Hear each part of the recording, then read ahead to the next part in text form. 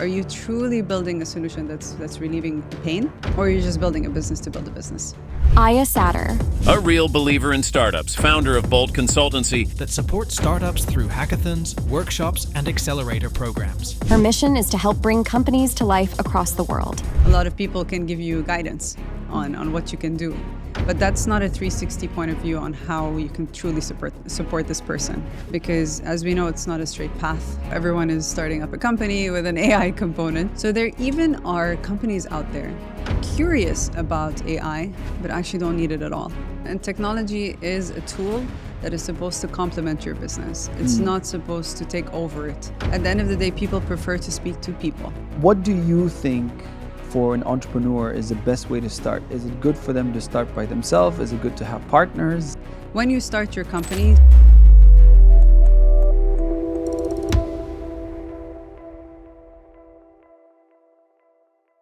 Aya Satter, welcome to Zeno Talks. It's an honor to have you here with us. I've known you for so long, and thank you for taking the time to join us today. of course, my pleasure. So Aya, you and I, we've known each other for quite a while, and we go way back when you were starting this field of supporting ideation or guiding the ideation process amongst aspiring entrepreneurs, and not only taking them on that level with nourishing their ideas, but also helping those ideas come to fruition and helping them run and scale and everything else. From doing all of this, you worked across multiple different entities, and now you're the founder of Bolt Consulting, the sole founder of Bolt Consulting. So without further ado, just tell us a little bit about yourself, like your education background, and also like what inspired you to touch this particular field? Because there's a lot of people who want to just like do their own thing in different fields, but you chose a very niche industry, and it's a space that's probably known more in the US or in Europe, but you're here in the Middle East doing this. So please enlighten us. Yeah, sure. Super happy to be here. And of course, sitting across from you. So I started off Bolt Consultancy in 2020, actually in the pandemic, crisis mode opportunity. And as you mentioned, most of, let's say, the European, US brands that exist around the world are not particularly located here, although they do have branches. And, I graduated from Babson, which is the #1 entrepreneurship school in the world, ranked #1 for about 20 years or so. And you can imagine how many people that graduated from Babson or even teach there are entrepreneurs. So right at the get-go, back in 2009, that's when my entrepreneurship journey really kicked off. So it wasn't a surprise when, I started working with startups right when I graduated, because that's essentially what I knew. And it's really what I enjoyed being around. People who are passionate, smart, and making a huge impact in the world. So I think a big part of why I wanted to build something like that here is two things. Well, #1, opportunity in the middle of the pandemic. Everybody was going online. People were still looking for opportunities to innovate, if not particularly to innovate, actually, during that time. And the second one was, I had come across many people, such as yourself, who were in fantastic positions, who believed in me. So that really gave me the confidence as well in knowing that I could build something for more entrepreneurs like myself. Yeah. So, what was it about, tell us about your experience in school, when you're in university. What was it that you picked up from there that like triggered and said, you know what, I'm going to be doing this? Did you see like a unicorn that came out of that school and then, that made headlines, and that was like, you know what, okay, I want to help create more of these like unicorns? Like, tell us about that, about Babson. Great question. Actually, we had a few examples. One of them was Athena Health. So Athena Health was a unicorn out of the US. Okay. And actually the founder was speaking on stage at Babson. Okay. And I had one job during that event, which was to hold a sign that said 5 minutes. And in the middle of that conversation, no You're joke, like Amy, who does here 5 minutes at Podster. Yeah. so it turned out I was holding the sign upside down. Yeah, yeah. And in the middle of this unicorn's presentation, he just looks at me and goes, "You're holding it upside down." And I just sat there frozen thinking, is he talking to me? Does he even know I exist? And then I looked down and I'm funny. like, well, Oh, yeah, I God. guess that's Yeah, me. yeah, Yeah. yeah. But, you know, something that really struck me about him in specific is he was very humble. Yeah. He was very well off, very humble, and really wanted to help a lot of people. Okay. And I think that type of attitude came from him as a speaker and as well as the other speakers that spoke that day. And that made me feel good. That made me feel like, you know what, one day I want to be one of these people who are humble, doing well, and supporting a lot of other people. Yeah. So that's really one of the examples I can give from school. No, that's really, really good. So like, tell us about, you know, again, this is really cool because you don't hear about a lot of companies that like succeeded, especially during the pandemic, but you were one of them. And now, I mean, you were... Tell us about Bolt and how it started. I really want to hear this story. I know you shared it with me, but I do have questions around the establishment of Bolt and how other people can learn from your experience. Sure. Well, it's a bit personal, of course. I mean, a lot of people, of course, in the middle of the pandemic, were going through different situations, being laid off, companies were going bankrupt, you know, families were relocating back home. Yeah. Some people were stuck here, you know, so everybody had a different story. Yeah. Ironically, when the company I work for was slowly going bankrupt, we sort of sat down in the garden, me and my family, and I was telling them, you know, my life is over. I said, that's it. I'm being let go of this company. And my mom told me, she looked at me and she said, close your eyes. And I closed them. And she said, I want you to imagine a moment in your career when you were the happiest. And I said, okay. And I remembered Intilaq, actually working with Emirates and GE and Dubai Tourism. And I remember telling my mom, I was so happy there. And she said, you know, I'm so proud of you that you did that. But can you do it for more people? And I said, maybe. I don't know yet. And she said, well, then give it a shot. Signed up at WeWork the next day, got a desk, you know, started building a logo, building the identity, looking for investors. And then January, so a few months later, I just launched the company with a license and a few clients, actually. Yeah. Okay. So, you know, the belief behind doing what you're doing for the sake of passion and happiness is a great driver. And I think people sometimes look for the easy way, the shortcut. You know, let me just do something that everyone else is doing. Sure, I could have worked for some of the companies I'd worked for before. Yeah. Right? Gone and knocked on some doors, waited through to a point where the pandemic was relieved. But I almost felt drawn like a magnet towards this vision to do something for other people. So I guess it really depends on you, is what do you feel like you have the energy to do? Because that's what you really need when you're deciding on your next goal or even starting up your own business. Yeah. So, well, you know, now I'll go into that because we're talking about entrepreneurship and you're dealing with entrepreneurs. So you probably get this classic question, you know, like, okay, hey, I want to be an entrepreneur. You know, what do I do? That's number one. And then, you know, like, what are the top things that I have to consider before starting a business? So, you know, we want to hear something that probably you tell them out of the normal textbook suggestions. Well, it depends on, I'll be very frank with you. It depends on who you are and how you're approaching me. And I'll tell you why. Oh, wow. Okay. Yeah. And I think personally, because I've gotten so many requests for people to ask me if they can start up something and they need some help. So for me, I had to become more picky over time with whom I'm supporting. I have to know the person. I have to know their capabilities. I need to know their weaknesses, their strengths. And that would allow for me to be a better consultant. And to be honest with you, a lot of people can give you guidance on what you can do. But that's not a 360 point of view on how you can truly support this person. In reverse, that person has to be very willing to change or do things to be able to become an entrepreneur. Because as we know, it's not a straight path to get there. So a lot of the times, actually, when I do get requests, I don't take them seriously. I take the people who are very serious, are the ones who show up to an event at where I am, who try to find me and ask me for support. I want people who are really genuinely looking for Aya to support them, because or else I'm just anyone, right? And I don't want to just help anyone. There's no point. Yeah. You're not going to do it well, and it might not be quality advice you're giving to somebody. So, the other day, actually, a good friend called me and said she wanted to start a company. Because I know her strengths, I know she's a go-getter. I will support her on her journey. I will actually sit down with her and walk her through what she needs to do. The rest is in her hands. Yeah. But a lot of entrepreneurs who come to you just for advice, I feel like I can give you general advice like I could on a podcast. Yeah. But can I give you really good advice that's going to help you with your next goal?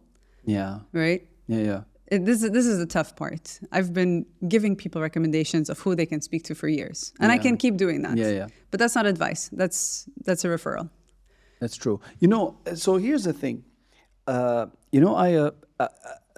We, like I said, we know each other for a while, and at the time that we worked together, it was about setting up a small business, or like we were looking at companies in the hospitality sector, particularly in tourism, and but today everybody, it's something tech. How is that? What is Bolt receiving right now? Do you get people who say, "Hey, I want to open a shop"? Yeah. Or do you have people who say, "No, I want to start a new something tech, agri-tech, food tech, this tech"? Good question. Yeah. So obviously right now AI is all the rage, right? So everyone is starting up a company with an AI component. We hear less about blockchain, although it still is relevant. Yeah. And of course you have anybody who has a technology solution, right? Now, because of Mohammed bin Rashid, the Innovation Fund, we are restricted to the 7 sectors that we look for opportunities in. So we have space, technology, water, clean energy, education, mobility, and I always forget one. but we do look for companies in very specific domains on an international level. And of course, a lot of them have innovated and have come up with very cool solutions. But there are still brick and mortar companies out there that are still thriving and adding, yes, tech. But what is tech? Is it a software or is it AI? Right? Yeah. And there is a huge spectrum involved. Actually, the other day I was having a conversation with an AI company. And the first thing I asked him was, you've been given a challenge by a certain company. I shall not name who they are. And how have you been dealing with it? And the startup responded to me and said, what's funny? They don't need AI at all. They just need a software that can help them clean up their CRM and they're good to go. So there even are companies out there curious about AI, but actually don't need it at all. Yeah. So the power of intelligence sometimes is something we overestimate. Unless we have a multitude of data that we're actually scraping through, it doesn't actually make sense to add it in. 100%. And sometimes it can be the reason for your downfall. I was listening to the radio the other day, and actually I shouldn't say that. I'm only listening to Zeno Learning. Anyways, Zeno Talks. So I was going to say, I was listening to this interview of Donna Benton, the founder of The Entertainer. Yes. And Who's back at The Entertainer. Yeah. So she's back at The Entertainer. And guess what she said? She said that the reason why The Entertainer, she sold it 5 years ago for like $100 million, right?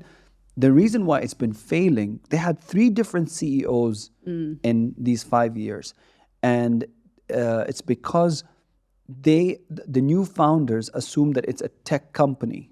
It's not. It's a lifestyle company 100%. using technology. 100%. But she's like, when you go onto the app now, it's people can barely understand. So many merchants left the platform as a result of it. I was like, wow, that's really interesting. 100%. I would have thought at the time that, because there are other sort of closer apps like discount apps like Is'ad or Faz'a or whatever, but it's not the buy one, get one, the BOGO deals that you get from Entertainer. We all grew up with Entertainer and loved it. I actually miss the physical copies. You'd buy it like New Year's, that's the first thing. And New Year's resolution was go get all the Entertainer booklets you could get, the vouchers that you could get, So, so this is really interesting what you just said. Sometimes AI can be can go against you if you're trying to put too much of it. 100%. And technology is a tool that is supposed to complement your business. It's not supposed to take over it. At the end of the day, people prefer to speak to people, right? And anytime you hear Aura or you hear any of these chatbots coming up, you almost self-destruct, right? You're just like, I can't do this. I need to press 0 or say agent. So I think we do have a craving to have that human relationship keep going. I think the moment that we lose that is when we're almost giving in to technology in an artificial way, and then we lose. You know, I want to ask you this. When you are evaluating, let's say you're working with the fund, or even if you're not working with the fund, but even if you're looking at someone says, you know what, we have a solution in, for example, EdTech.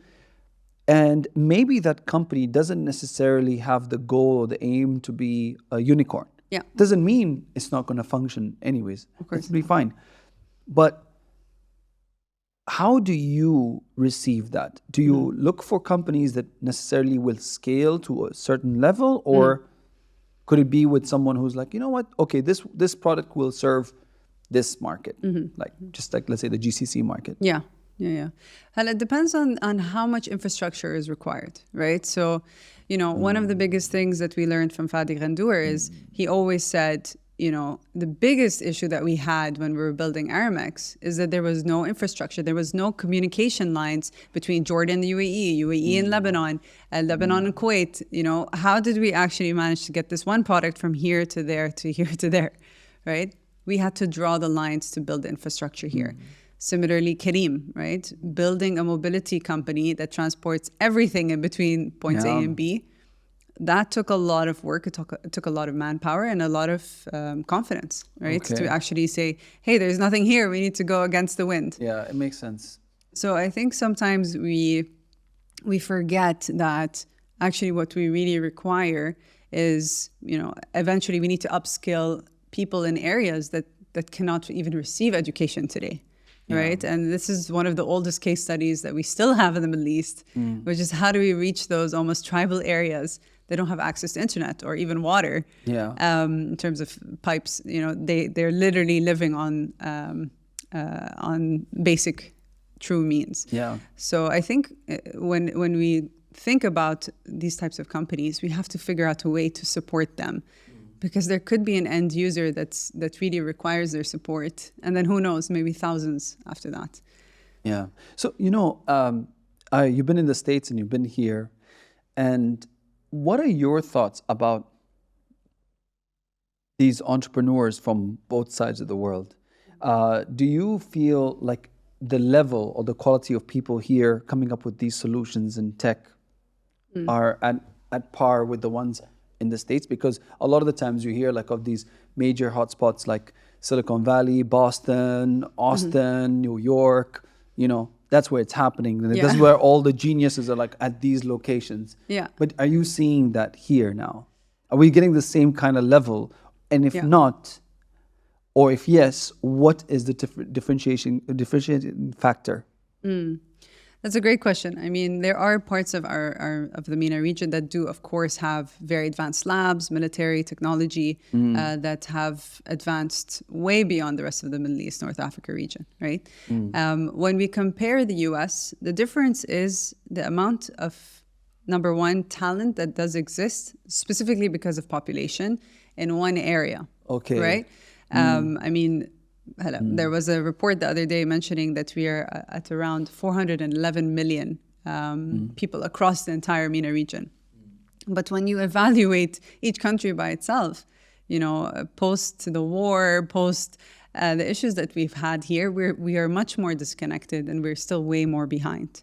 Whereas if you look at the US, for example, they have beautiful infrastructure, and these are not my words, but others as well, would say, you know, I can really be able to build innovation in a very seamless fashion here. And I think this has always been our weakness in the MENA region. But if we look at UAE, just specifically here, we're servicing a non-loyal customer base, right? We have some of the highest turnover in the world out of the UAE. People don't even invest their money here, right? So actually, one of my first events that I ever did was with the Ministry of Economy. And actually, that day, Dr. Yassar Jarrar, he spoke and he said, do you know that Kareem was a unicorn? But most of their investment wasn't even here. It was actually overseas. And there was a reason for that, right? They have been trying to improve their foreign policy, and they've been trying to improve their fiscal policy here. But we still have a long way to go. We are going to get there. But then the question remains is the following. When will the MENA region be a big enough mass population for us to actually allow us to work together, right? When is that point going to reach before the US? Yeah. Right? So it might take us another few centuries to get there, unfortunately. No, you're right. Because one thing I know, like even if you look at the US alone, the market, like the US only imports around 25% of all of the things that they need. Yeah. They don't need most of the things they produce internally. It's crazy. So they themselves as a country, they're enough. Yes. With like 350, probably 400 million now.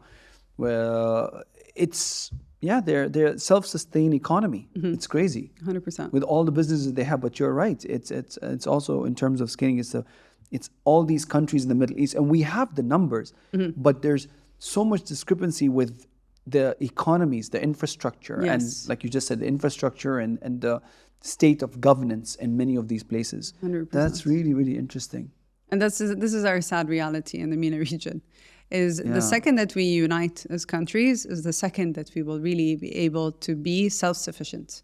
We will really be able to not have to do any foreign direct investments. We will not have to import anything. Yeah. We could truly become we would be able to flourish by ourselves. Yeah. Right? So now, okay, now that you described some of the kind of businesses that are coming in the different sectors. Now, when you said about the different individual that comes to you and says, hey, I want to start a business and everything else,